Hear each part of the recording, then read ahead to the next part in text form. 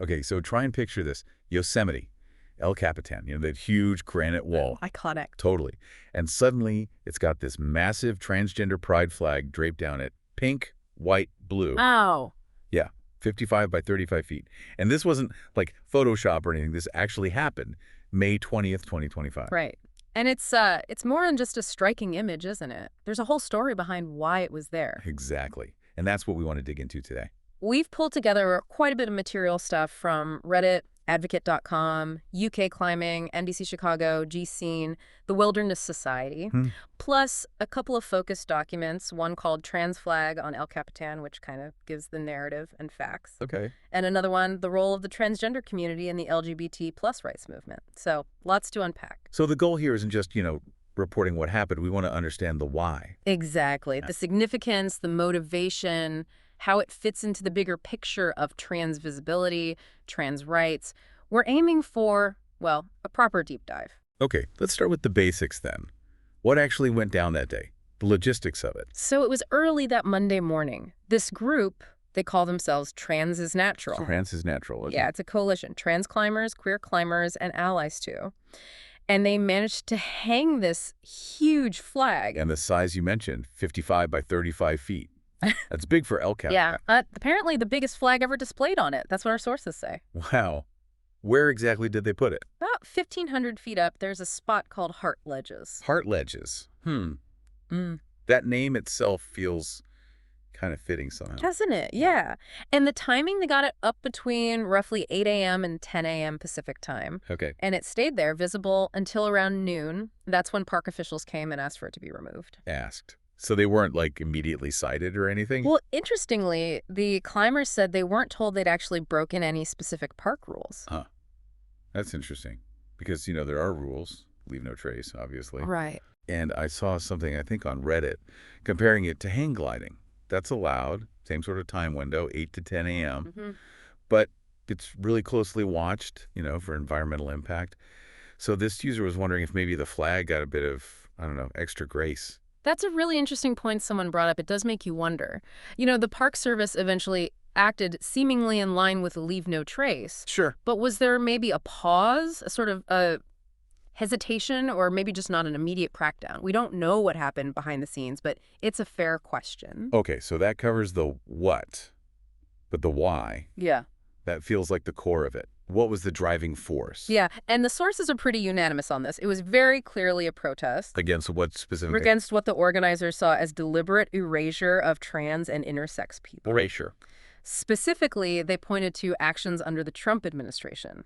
Things like removing mentions of trans and intersex people from government websites, even the Stonewall National Monument website, and also taking figures like Marsha P. Johnson and Sylvia Rivera, key LGBTQ plus activists, out of National Park Service materials. Right, so it's about history, about recognition, about seeing people represented. Exactly. It hits right at that sense of belonging, of being part of the historical narrative. Who gets remembered? Whose story is told?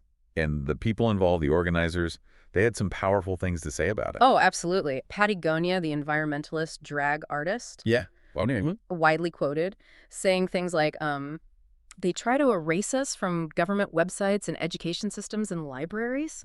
So we raise this flag higher than ever before so every trans person knows that they have people that love them in their corner. That's powerful. And also just flat out, trans people are natural and trans people are loved. And that line, let this flag fly higher than hate. Higher than hate. Yeah, that really lands. It gives you that visual contrast, doesn't it? The flag literally high up against the concept of hate. It really does. And another organizer, S.J. Joslin, who works in conservation, added another layer. Saying, trans existence is not up for debate. We are social workers, public servants, parents, and neighbors. Being trans is a natural, beautiful part of human and biological diversity. So it's pushing back against that idea that being trans is somehow unnatural or debatable. Precisely. It's an affirmation, not just political, but deeply personal, saying, we exist, we are natural. Which loops right back to the name they chose. Trans is natural. Exactly. It's not just a name, it's the central message. And in a climate where, trans existence is often questioned or debated. Right. That message becomes incredibly important. It's a counter-narrative. It says, no, this isn't an anomaly. It's part of the spectrum of human life. think about the psychological weight of having your very being questioned constantly. Yeah, absolutely. So this act, this statement, it's validating. It's saying you belong, you are natural. Okay, let's shift gears slightly. There was this interesting angle in the UK climbing article. It talked about climbing itself as being sort of nonconformist, Yeah. like a deviant act. Yeah, that was a fascinating take. The author argued that climbing fundamentally is using land in a way that's outside the usual capitalist, consumerist framework. It's creative, maybe even a bit transgressive. And the suggestion was maybe because climbers already operate a bit outside the mainstream, It might be more open. they might be more open, more welcoming to another community that also exists outside or pushes against societal norms, like the trans community, a kind of shared outsider status, maybe? That makes sense. Climbing history has that sort of bohemian counterculture vibe, doesn't it? Especially the Yosemite stories. Yeah. It wasn't always this mainstream thing with branded gear. Exactly. The article mentioned that history, the radical adventures, the less conventional lifestyles back in the day, Right. and contrasted it with how climbing is now, part of fashion trends, more commercialized. And the author suggested that maybe highlighting the stories of outsiders, including trans climbers, could help climbing reconnect with that original, more deviant, more creative spirit. It's an interesting connection. Linking the physical act of climbing, pushing boundaries on rock, with the social act of pushing for acceptance and visibility. And it's not just a theoretical link. The sources really drive home the real-world challenges and discrimination trans people face. Yeah, that was clear. Both UK climbing and that document on the trans community's role talked about systemic issues, healthcare access being rolled back, but also individual discrimination, things like dead naming, being denied care, being used as a political football, basically. And the statistics mentioned in that role of the transgender community document were pretty stark. Poverty, homelessness, violence. Especially for trans women of color, yeah, the rates are disproportionately high. It's really sobering. Lack of opportunities, family rejection, hate crimes.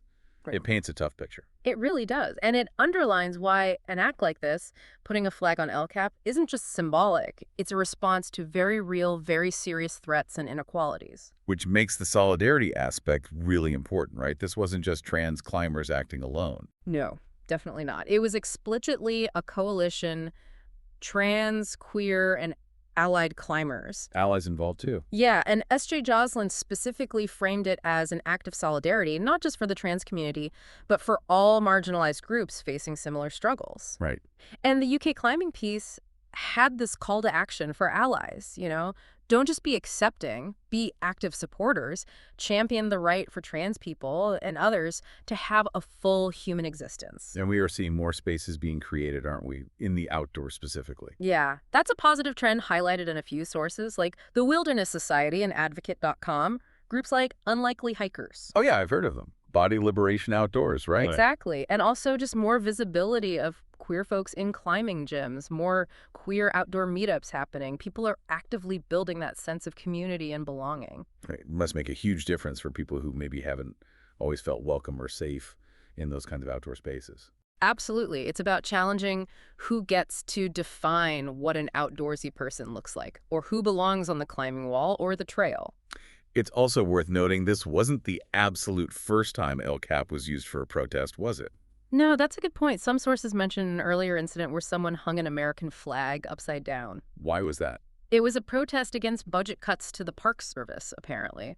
So there's a bit of history there, using this massive, very visible landmark to make a statement. So LCAP isn't just a natural icon. It's also become this kind of public square, a canvas for dissent. In a way, yeah, a place to grab public attention for issues that matter. Okay, and finally, what about the reactions? We mentioned Reddit earlier. What was the general vibe? Well, obviously Reddit is huge and varied, but looking at the main threads on places like r/FOMOI and LGBT, the initial sentiment seemed overwhelmingly positive. Supportive. Yeah, lots of comments calling it beautiful, expressing support for trans rights. People seem to understand the message.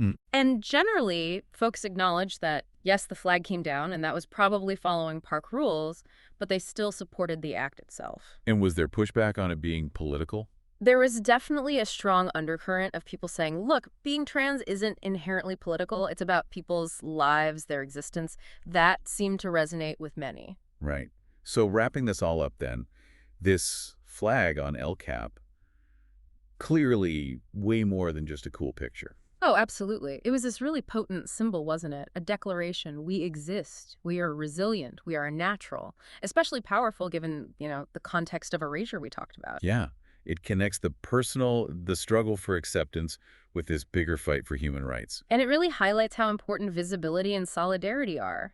Finding ways to challenge norms, to make people see. It really does leave you thinking, doesn't it, about reclaiming spaces, not just giant cliffs like El Cap, but maybe everyday spaces too, using them to make sure voices that are often ignored get heard. Exactly. And maybe that's the thought to leave with you, the listener. What other mountains are out there? What other big societal biases could be challenged, maybe even scaled, with that same kind of courage and creativity? hmm It makes you think about your own community, right?